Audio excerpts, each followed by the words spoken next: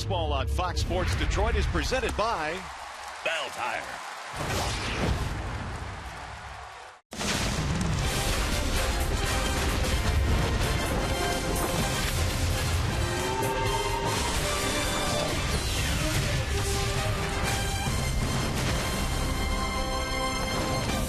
Tonight, the Tigers road show moved from New York to Cleveland, where at 5:47 tonight, we couldn't even see the field. It was raining so hard, but the rain has given way to sunshine. And all of a sudden, it's turned into a nice night here in Cleveland as we welcome into Progressive Field. Game one in this series, Tigers and the Indians. Hi again, everyone. Welcome to Tigers Baseball. Mario and Pemba alongside Ron Allen. Glad to have you with us here for Game 1 in this series. The Tigers, of course, closing out that series in the Bronx yesterday against the Yankees, Ron. And good news, the bats came alive. At least they'll come into this game with a little bit of momentum. You know, they really needed to match the intensity of the New York Yankees. The Yankees pretty much beat up on the Tigers the first two games of that series. So it was nice to see the Tigers come out with that kind of intensity in yesterday's game. And they pretty much manhandled a pretty good starting pitcher in Tanaka. Yeah, and there were a lot of big games yesterday. There's no doubt about that. But maybe the biggest game, well, not maybe, the biggest game belonged to J.D. Martinez. He was outstanding yesterday. Well, Father's Day was a good day for J.D.'s daddy. That much is for certain. And really for all the dads, because it's quite an honor to have a son that's performing in the major leagues. But J.D. Martinez, this guy, since putting on a Tigers uniform, man, he just hits the ball awfully hard. If you're standing around the batting cage and J.D. is swinging, you pretty much know he's in that cage. And that's saying something, because the Tigers have some other guys on their roster that make a lot of noise when they swing that bat too. But I just love the way that J.D. Martinez drives the ball the opposite way. Tremendous power in that direction. If you throw him a breaking ball inside, he will turn on that. But he simply likes to use the biggest part of the field, and he has tremendous power in doing so. It's been fun watching him in a Tigers uniform the last two seasons. All right, another guy that can do that is Miguel Cabrera. We've seen that over and over. So have the Indians. They've seen it over and over. His numbers against the Tribe just off the charts. Well, if you're Terry Francona, really you can't pitch to Miguel Cabrera in this particular series, not with all the damage that he's done, not only this year against your team, but historically against the Cleveland Indians. There's been few that have been better than Miguel Cabrera in all of baseball. Take a look at some of Miggy's numbers. This is just 9 games this year, 22 for 34. The batting average is approaching 700. 5 of his 15 home runs against them, 15 RBIs driven in the 9 games. So what I was saying is Terry Francona simply can't mess with Miguel Cabrera. We know Victor Martinez is sitting there right behind Miggy. Then you have Cespedes and J.D. Martinez. But it's a lot easier to sleep at night if you're Francona, if Miggy's not the guy beating you, because historically he's done it way too many times. I'm not sure how you can hit 700 against a team in a series, but Cabrera has found a way to do that. Now, in terms of pitching tonight, the Tigers go with the lefty Kyle Ryan. They will go with David Price in the series as well. And as we know, against the Indians, throwing left-handed pitchers gives you a little bit of an advantage. It does give you a little bit of an advantage, because they have a lot of left-handers in their lineup, and that much they've had the last couple of years. So anytime a team can start a left-hander against a lot of these lefties, that's exactly what they do. They do have a couple of really good performers in Jason Kipnis and Michael Brantley. Both of these guys are left-handed. But if you can slow these guys down, and if you can limit the damage of guys on base when these guys come to the dish, you can kind of maneuver through this Cleveland Indians lineup. Kipnis is playing like an all-star again. 345, second only to Miguel Cabrera. 92 hits, that's the most in the American League. So these guys have outstanding numbers. Brantley's going to be an all-star again. Kipnis should be an all-star. As a matter of fact, Jason Kipnis should be the starting second baseman at the All-Star game this year. That's how well he's played. So should be a real good series. I like the Tigers against the Tribe. The Tribe don't play with any confidence against the Tigers. Let's hope that continues tonight. All right, we will have a bit of a delay to the start of the game. Not a whole lot. Game is scheduled to start at about 7:20, so we're just minutes away. The Tigers and the Indians, game 1 in the series from Progressive Field. And after a short timeout, we'll send you back to the Call Sam studios and check in with John Keating. One of the big bats in the Tigers lineup tonight. Well, we expect him to go off again. Victor Martinez has done great work against the Indians. Stay with us. Tigers Tribe coming up next.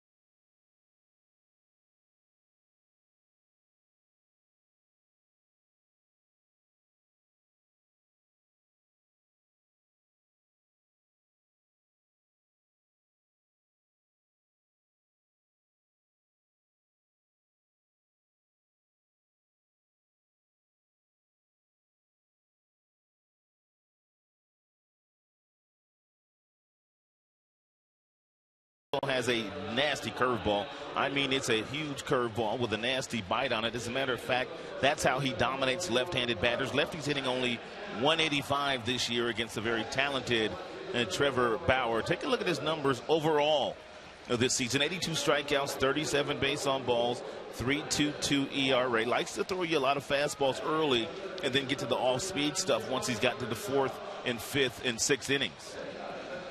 Let's take a look at the Cleveland Indians defense behind Trevor Bauer, presented by Tim Hortons. Right to left, you've got Moss, you've got Brantley, you've got Aviles. 7 assists already this season for Brantley, who won a Silver Slugger last year, and he's only committed 1 error in his last 445 games, so he is quite the player. Terry Francona, the skipper of the Cleveland Indians, the 2013 American League Manager of the Year in his 3rd season with Cleveland. 209 and 183 is his career record. And you talk right about Bauer and the variety of pitches this guy has. It's amazing that he has as many pitches as he does, but let's take a look at some of the pitches that he has. Here's the 4-seam fastball across the seams, 96 miles an hour. He likes to throw that upstairs. He also will sink that 2-seamer. You can see the action on that particular pitch. I've never seen a guy throw a 2-seam changeup and a 4-seam changeup, but that's what Trevor Bauer has. He has about 6 or 7 pitches at his disposal, and he's not afraid to use any of those pitches at any point in time. And there's that curveball. Boy, did it have a lot of bite on it. Well, he's a little bit unconventional. Before the start of each half inning, this is how he starts his warm-ups. A little unconventional? He gets a running start, just fires it as hard as he can. He's a little bit different, Mr. Bauer, but he's ready to go here tonight. So are the Tigers.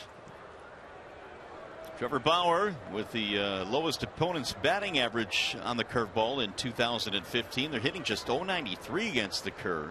Tigers have to get him early, and you have to pick on his fastballs early. Since he's come to the big leagues, he really tries to establish his fastballs early in games. This is the first time the Tigers have seen Bauer this year. Anthony Gose leads it off and takes a hack at the first pitch, 0-1. Gose is 2 out of 14 on the road trip. And Bauer played his collegiate ball at UCLA, and all he did when he left there, he held several really important pitching records. He was dominant in college.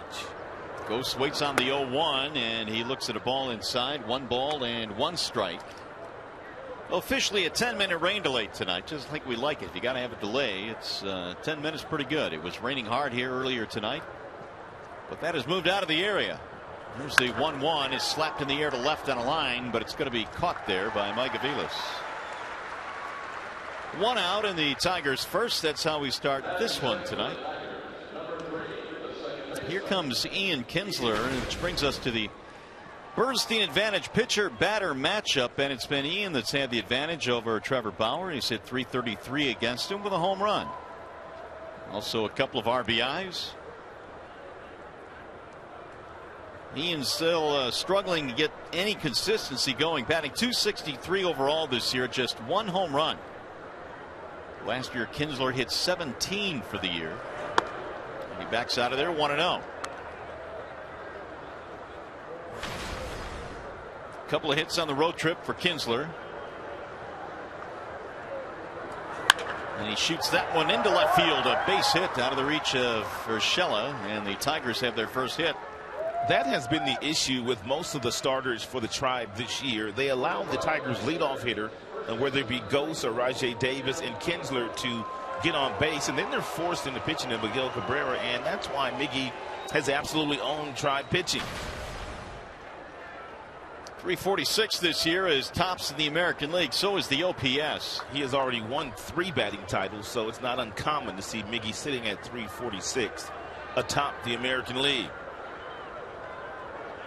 1 on, 1 out, just underway here from Cleveland. Cabrera with 15 homers as well, and tied for the league lead with 51 RBIs.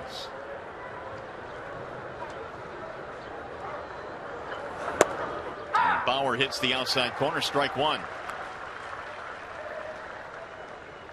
Here are the numbers this year versus Cleveland. In 9 games, he's knocked in 15 runs and is hitting a cool .647. Look at the OPS. It's almost 2,000. That's just crazy, isn't it, though? Here's the 0-1 pitch from Bauer. And Miggy looks at a ball outside. 1-1. Cabrera had 4 hits in the series against the Yanks, 4 out of 9. The Tigers did lose 2 of 3, but they gained a measure of revenge yesterday with that blowout win against the Yankees. You can run on Bauer if you choose to do so, but I don't think Ian Kinsler will run, because if he does steal the base successfully, that would put Miggy on first base.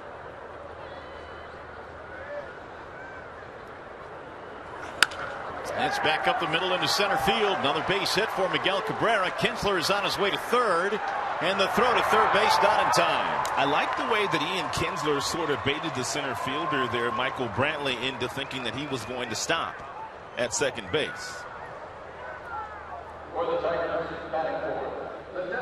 It really doesn't matter which starting pitcher it is when Miguel comes to the plate. If they make a mistake, as Bauer did there with a fastball right down the middle, Miggy has been barreling up everything against them. Take a look at Kinsler kind of slow down, and he baits Brantley, who has quite a few assists from the outfield already this year, but not enough arm strength to throw out Kinsler. So now add 10 more points to his average. He's up to 657 against the Indians. And that's something that the Indians have been giving up a lot of first inning runs, and the Tigers are a pretty good team in the first inning with the guys that they trot up there on any given night. Indians may never get Miguel Cabrera out again. That's just the way it seems, the way he's swinging the bat. Here is Victor Martinez, who broke out yesterday with a big game. And Martinez looks at ball 1. We told you the numbers that Bauer has against left-handed batters this year. It's a sub-200 average, 185 to be exact. But Victor is not your ordinary left-handed batter.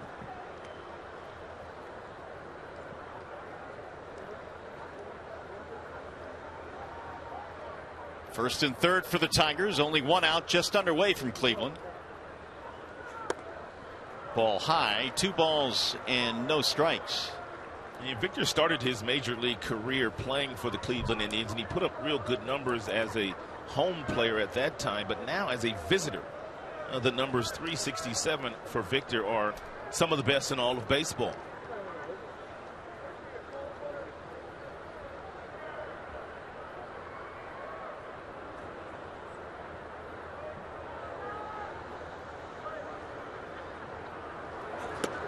Martinez tried to hold up. It appeared he went, but he did not, says Quinn Walcott down at third base.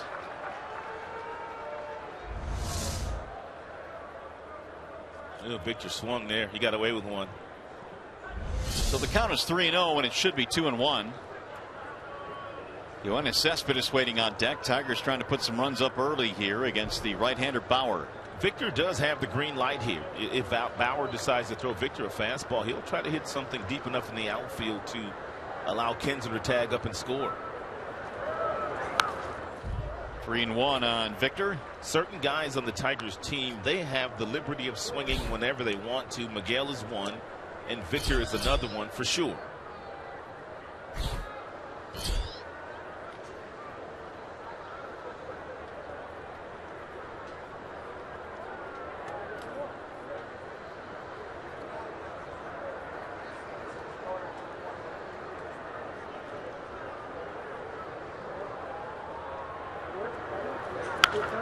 Soft little pop-up straight up the middle of the infield and caught by Lindor, the shortstop. That'll be the second out and a big out for Bauer early in this game.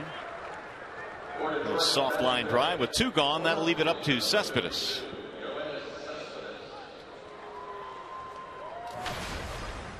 .300 even batting average now for Yoenis. He's hit 9 home runs. And he's also hit safely in 13 of his last 14.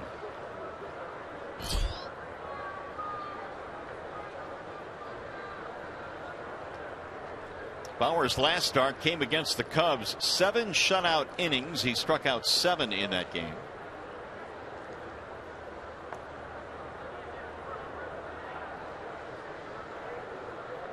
Perez, the catcher behind the dish tonight.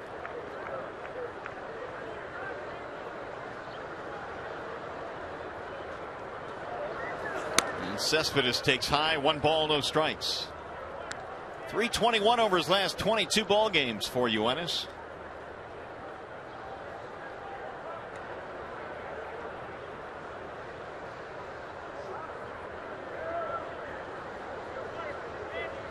Here's Bauer's 1-0.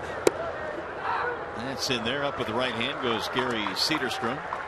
If the Tigers are to score a run here in the first inning against Bauer, it'll be something that he normally does not give up in 13 starts.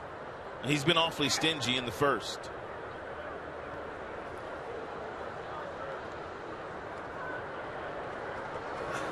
Swing and a miss. Cespedes unable to hold up that pitch up at his letters, and he went right through it. 1-2. Also the best fastball thrown so far tonight by Trevor Bauer. Got up to 94 miles an hour. And Cespedes might have to lay off this next fastball up in the strike zone as well. Bauer 1 strike away from getting out of the jam. It's lined toward right field. That ball will slice. And it's going to be a fair ball. To the corner it goes. Cespedes has extra bases. The Tigers trying to get 2 runs in. They will, and Cespedes will go all the way to third with a 2-out triple.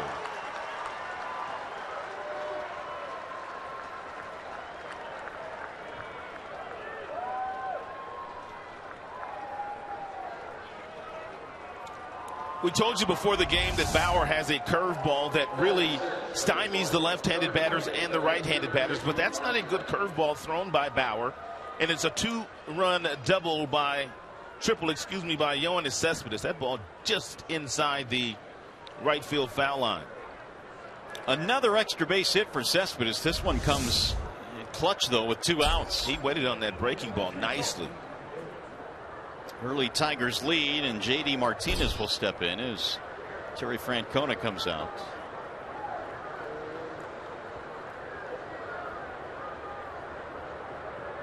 Gary Cedarstrom, the home plate umpire. Maybe Francona perhaps asking if that should have been a ground rule double. Cespedes made it all the way to third. Well, a ground rule double would put Miggy back at third base. Let's see. Clearly fair, so that's not the argument.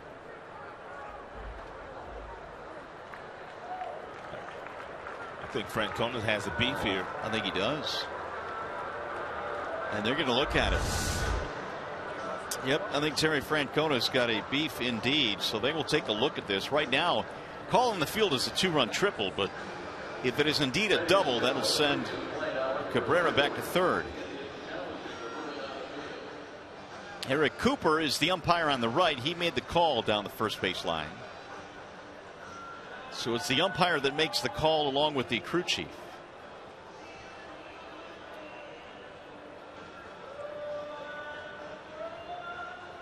So this may end up costing the Tigers a run, but we'll see.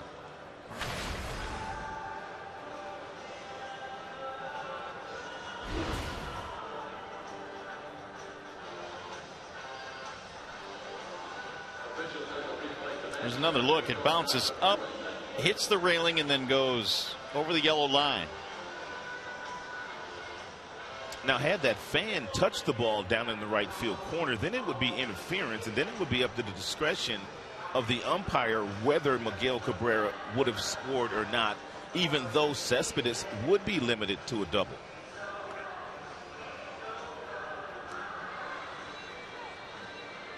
So the official challenge is here whether or not it's a ground rule double or a triple. They are challenging it, saying it's a ground rule double. That is the official challenge on this play. It clearly was fair.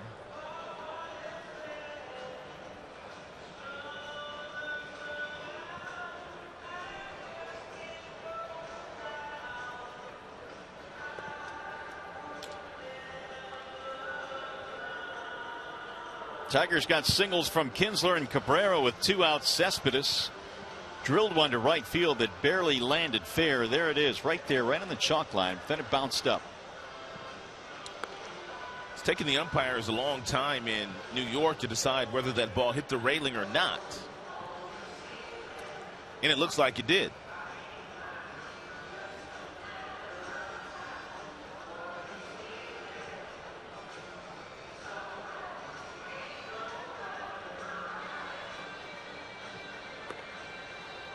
So this delay is forcing Trevor Bauer to warm up a little bit to keep loose. This has been a lengthy delay here, but right now again the call on the field is a triple and 2 RBIs.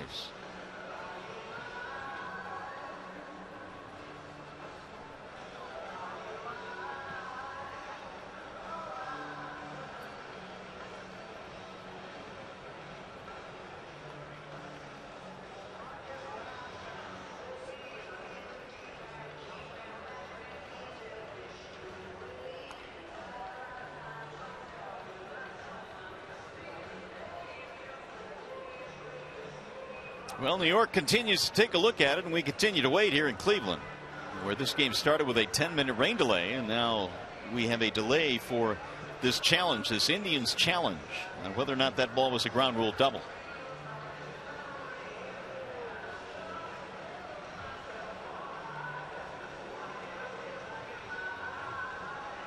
I assume they're not discussing the ground rules here, because those are things they go over before the game even starts. I'm assuming they're looking to see whether or not that ball hit the railing. I don't know what else they could be looking at, partner. Yeah, I don't either, and that's what's kind of mystifying here. And this is turning out to be one of the more lengthy reviews the Tigers have had all season. We're over 3 minutes right now. Looks like they may be close to a decision.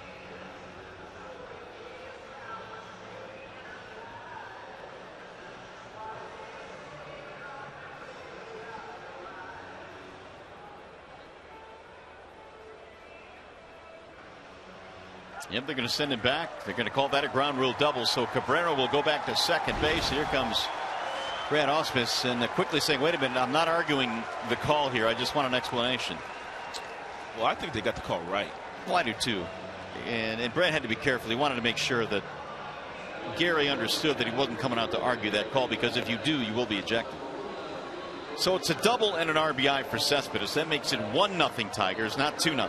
And it makes you wonder what they're going to do with J.D. Martinez. J.D., after homering 3 times yesterday, the pitching coach is out having a conversation with Perez and Bauer.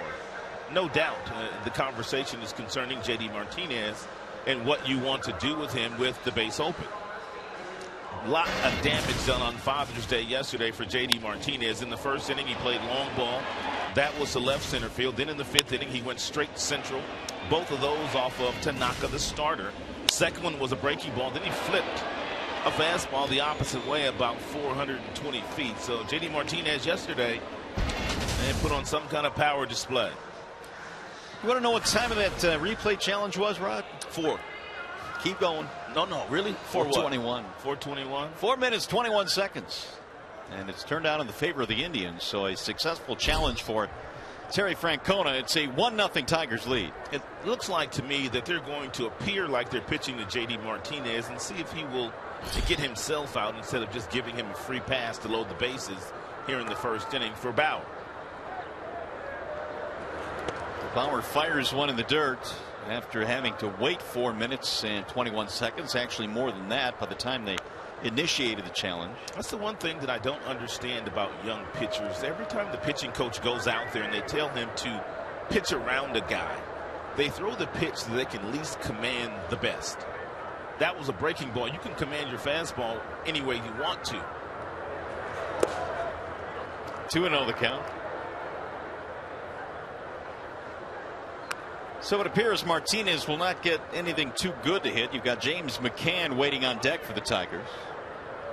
They already have a run in, and now they're just simply going to put him on. So this will be an intentional walk for J.D. Martinez.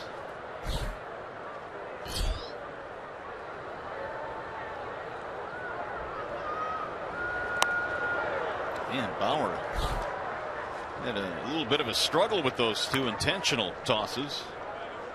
His catcher Perez work. So that will load the bases now. Golden opportunity here for James McCann.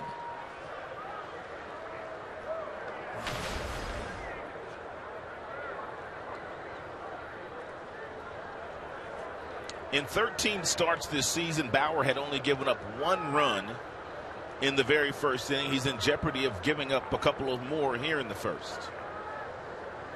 Third time JD has been walked intentionally. Now McCann with a shot. And it's strike one on James. Lots of sliders thrown by Trevor Bauer when there are runners in scoring position, and that's exactly the first pitch that he started James McCann off with.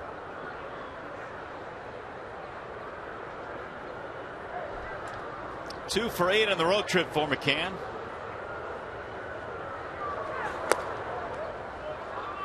And McCann's been getting a lot of rest on this trip. And Brian Holiday, caught 2 games in New York. Alex Avila getting set perhaps on Thursday to go out on a rehab assignment. Avila will run the bases and throw or catch a bullpen tomorrow for the Tigers. Alex has been hitting every day, so he is getting close. That's hit hard toward the shortstop. Lindor diving play and gets the force at second. Whoa, what a play by the youngster. Francisco Lindor stretching out to his left, and the Tigers settle for 1.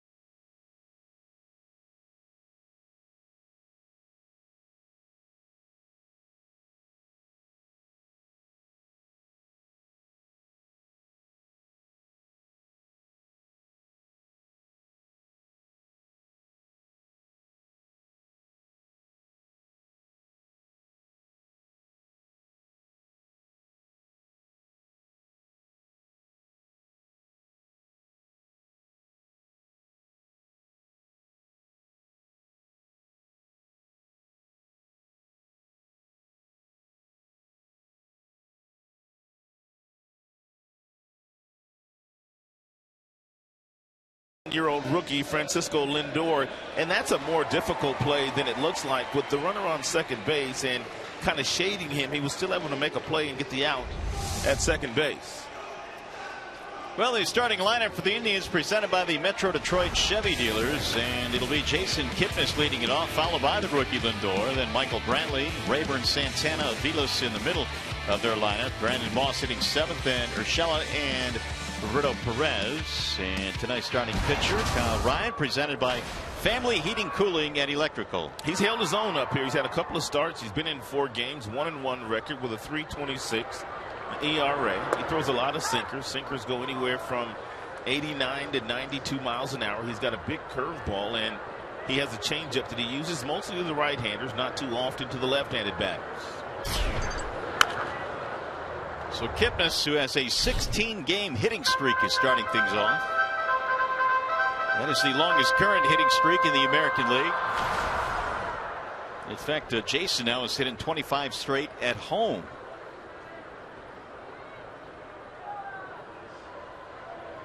Ryan ready with the 0-2. Spoiled back out of play.